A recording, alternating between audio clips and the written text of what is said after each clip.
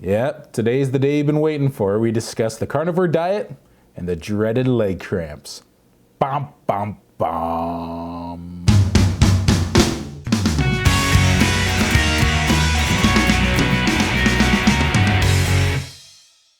What's shaking, bacon?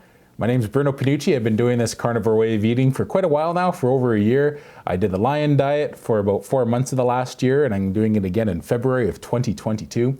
I'm going to be going on and off the lion diet. I really tend to enjoy it and I feel good, but there are some other foods I do like to treat myself with every now and then. So I'm going to be on and off that way of eating for quite a while. So I've lost over 150 pounds eating on a carnivore diet, and I still have more to lose. So this is part of my journey, what I'm doing now. And a big part of this journey was the leg cramps. Now, I had leg cramps long before I ever started carnivore, but boy, did they get worse when I started carnivore. Usually, I would get my leg cramps at night, but I've always been prone to getting leg cramps through the day. And I found on a carnivore diet, it just helped that much more. Now, I paid attention to my leg cramps, and I paid attention to what my triggers typically were for my leg cramps. Ever since I was a teenager, I used to get really bad leg cramps. My oldest brother and I were famous for our leg cramps. He used to get them up until his probably early mid-20s. And didn't matter if we were joking, goofing around, wrestling, or at each other's throats. The minute one of us went down with a leg cramp, everything was done. You went and helped that guy stretch it out. It didn't matter. Typical brothers, right? You could literally be at each other's throats. And then one guy will go, and fall down with a leg cramp, and the other guy will start stretching it out, going, okay, you okay? Yeah, a little more, a little less. Oh, you're right there, okay, hold it. And these leg cramps were pretty bad. We'd always get them in our hamstrings. Now, I noticed when I started doing martial arts when I was a teenager, that's when my leg cramps started getting bad.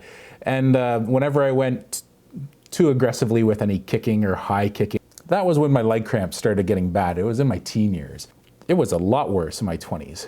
And I couldn't explain it, and I couldn't really do much of anything without triggering leg cramps. I couldn't kneel down without getting a leg cramp. I remember proposing to my ex-wife, getting down on one knee, and as she was like, oh, doing all this stuff, I was literally like, hurry up and give me an answer, my leg is cramping up. Kind of spoiled the moment a little bit, but we laughed it off. It was right when I was around 23 when I started college for massage therapy. I started really paying attention to drinking a lot of water.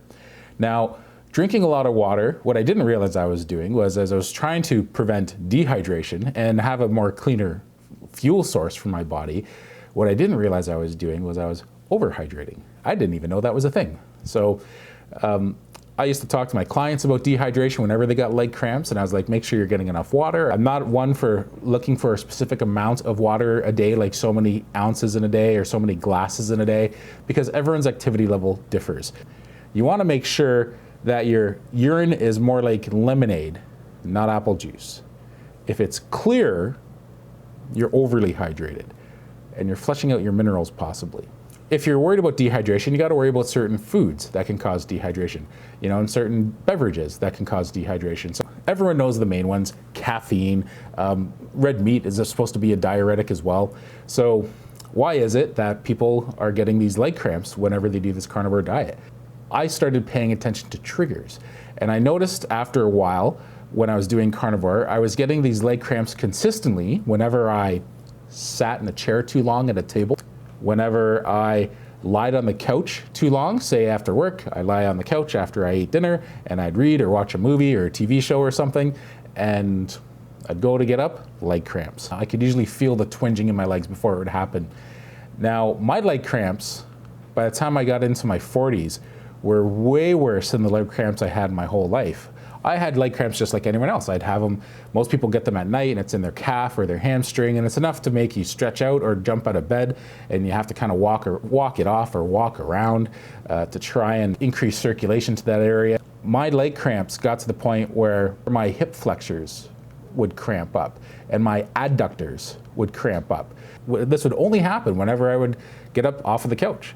And if I was lying on the couch for a couple hours on my left side, while I was in the squat portion of the elevation, boom, leg cramp. you can't stretch that out very easily. Whenever I get these leg cramps in my hip flexors, it was a whole other level of pain than in the back of my legs. And for years, I thought I was the only one that I knew that had these kind of leg cramps. They were so much more painful than a regular leg cramp. It would almost put me into shock. My blood pressure would drop. I'd go into a sweat. It was really painful. I would try and stretch it out, but here was the problem I usually ran into. By trying to stretch it out in my hip flexors, what you do is you sort of push your pelvis forward and bring your knees back and your shoulders back and open up your hips. That would trigger a cramp in my hamstrings. Now my front was cramping up and my back was cramping up.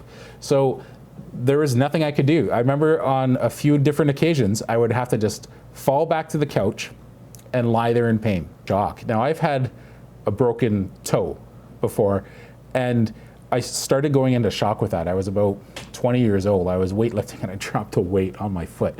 And so it was pretty painful. I ended up going into shock, but nothing too extreme. But you feel like your blood pressure get really low, you get really pale, you get really weak, a little nauseous. And it's like this cold sweat gets over you, and yeah, it wasn't fun.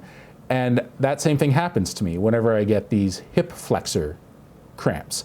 I was talking to the chiropractor I work with a short while ago, and his wife said to me, yeah, Steve got a leg cramp last night. And I said, oh yeah, that sucks. Where'd you get it? And he said, oh, with my hip flexors. And I said, you get it in the hip flexors too?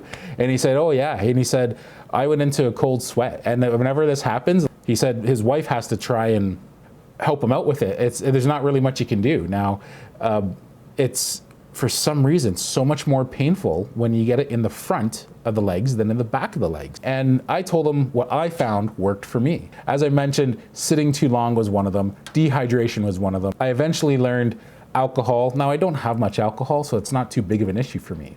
I could go the rest of my life and not drink, won't bother me.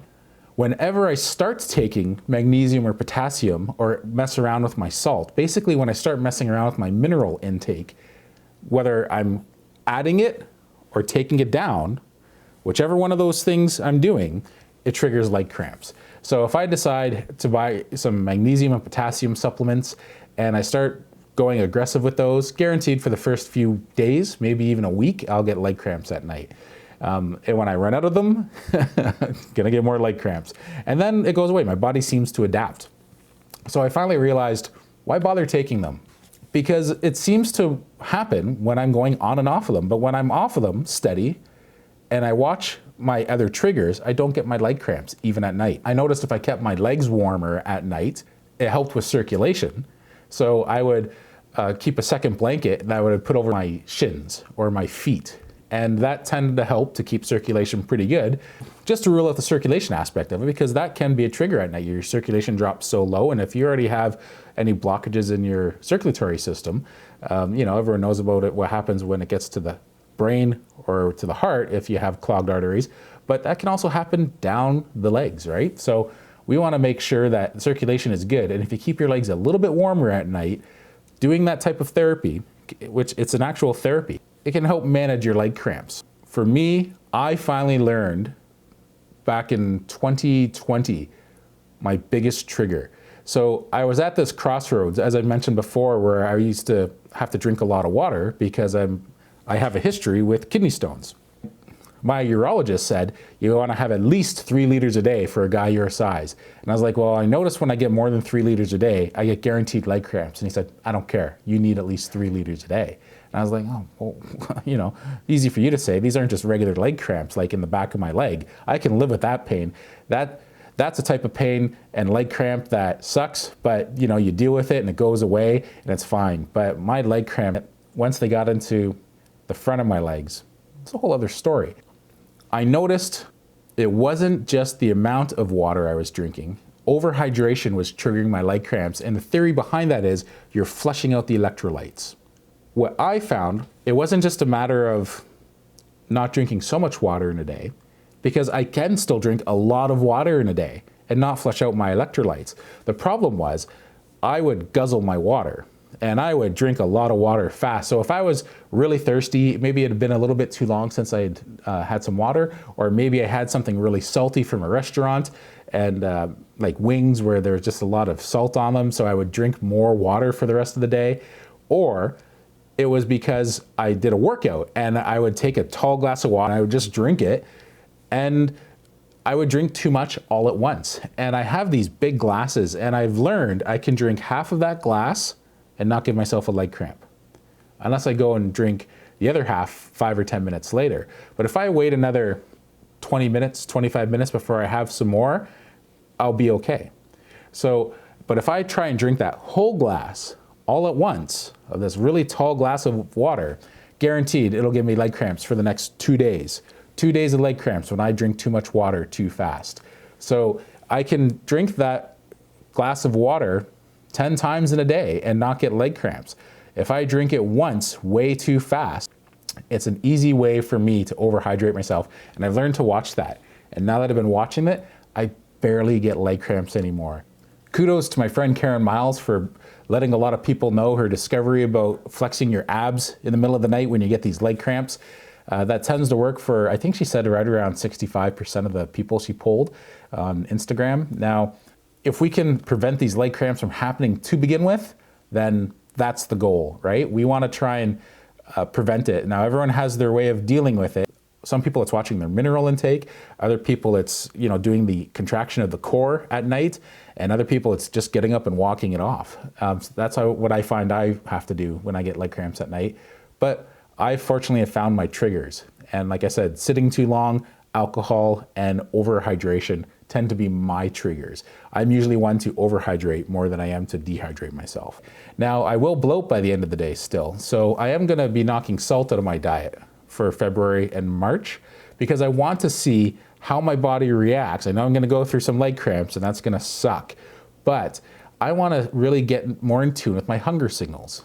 And one of the ways to do that is cutting out salt, because salt makes meat more palatable. If you're having a lot of red meat, or just any meat in your diet, and on a carnivore diet, that's all you're eating, when you put more salt on there, you can eat more.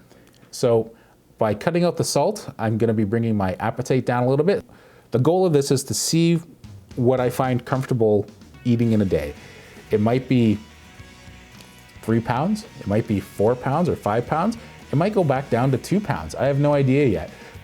If I'm manipulating the amount of food I can eat by adding salt to it to make it more palatable, well, how much does my body really need? That's the goal, is to see how I do in February and March with just having red meat. I might just do it February, I'm not sure. I'll play that by ear. Depends on how good it goes. Thanks for tuning in. Give the video a thumbs up if you like, and hopefully we'll touch base in my next video. Thanks a lot and take care.